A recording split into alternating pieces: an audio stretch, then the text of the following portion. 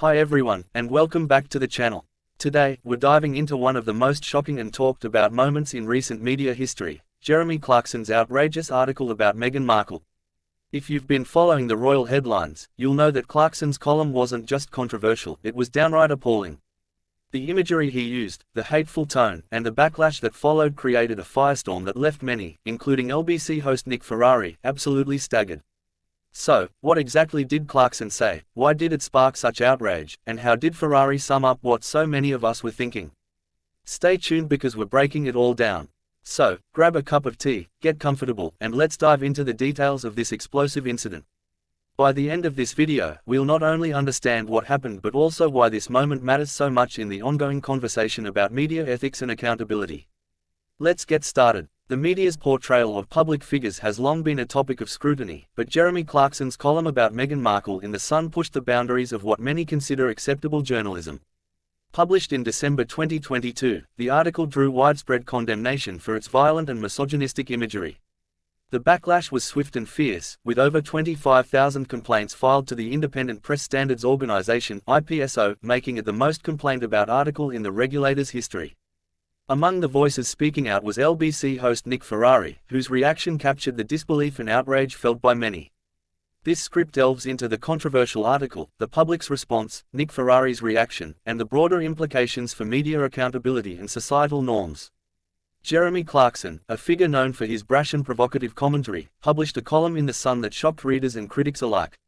In the piece, Clarkson described his hatred for Meghan Markle, stating he despised her on a cellular level. His article included a grotesque fantasy in which Meghan was paraded through the streets, naked, while onlookers chanted, "Shame!"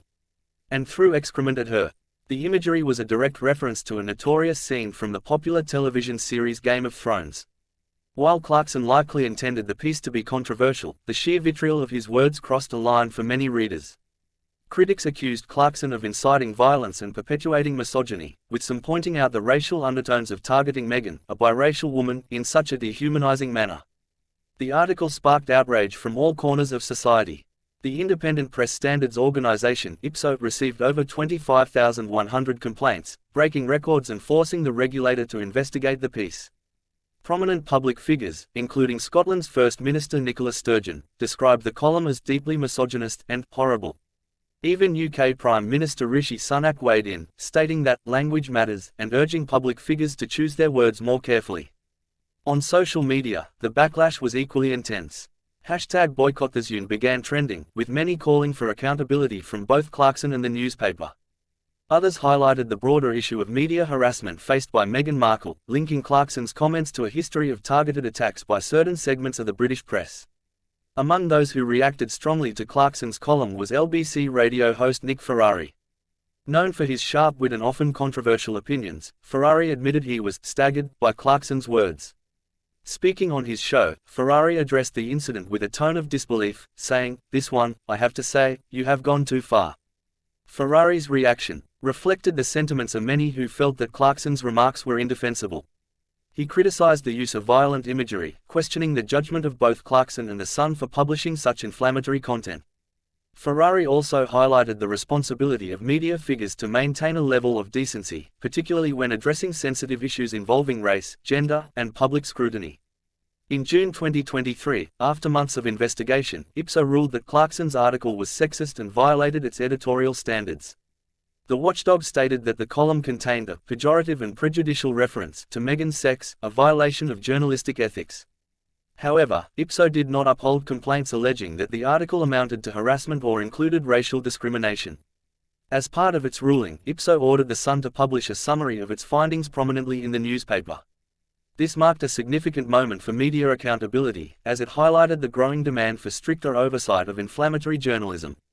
Amid the backlash, Jeremy Clarkson issued a public apology, claiming he was horrified by the hurt caused. He explained that his column was intended as a clumsy reference to Game of Thrones and not a literal wish.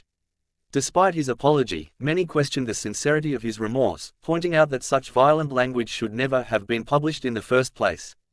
Clarkson's apology also did little to stem the criticism against him. Many argued that his comments reflected a deeper issue within segments of the British media, where misogyny and sensationalism are often normalized. Nick Ferrari's reaction went beyond merely condemning Clarkson's words. He used the opportunity to address the wider issue of media ethics and the responsibility of public figures. On his show, Ferrari posed important questions about the role of newspapers in shaping public discourse.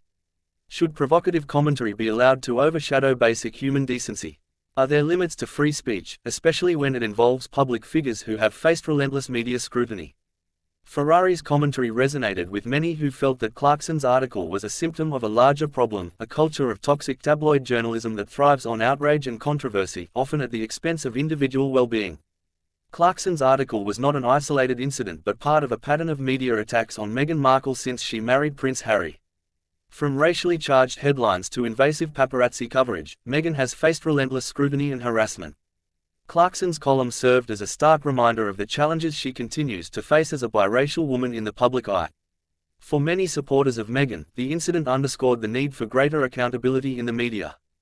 The Sussexes have frequently spoken about the toll that negative press coverage has taken on their mental health, with Prince Harry describing the British tabloid press as toxic. The controversy surrounding Jeremy Clarkson's article has sparked important conversations about the limits of free speech and the role of the media in a democratic society. While public figures are subject to scrutiny, there is a growing consensus that this scrutiny must be balanced with respect and fairness. Nick Ferrari's reaction serves as a call to action for journalists, editors, and media executives to reflect on their responsibilities. In an era where sensationalism often trumps truth, the need for ethical journalism has never been greater. The controversy surrounding Jeremy Clarkson's article about Meghan Markle highlights the dangerous consequences of sensationalist journalism. The violent and dehumanizing imagery used in his column crossed ethical boundaries and ignited widespread outrage. While public figures like Meghan often face scrutiny, Clarkson's words revealed a deeper issue of unchecked misogyny and a lack of accountability in media practices. This incident serves as a reminder that words carry power and that the media has a responsibility to foster respectful discourse, especially when addressing vulnerable individuals or marginalized communities. Nick Ferrari's reaction to the article underscored the importance of calling out unacceptable behavior, even from influential personalities like Clarkson. His astonishment reflected a broader societal fatigue with divisive and inflammatory rhetoric.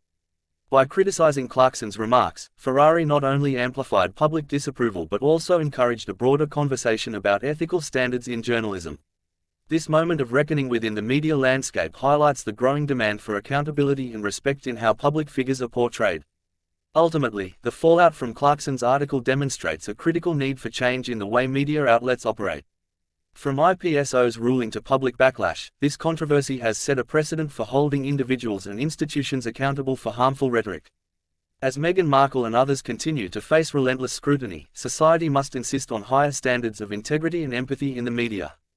By prioritizing ethical journalism and rejecting sensationalism, we can move toward a healthier and more respectful public dialogue.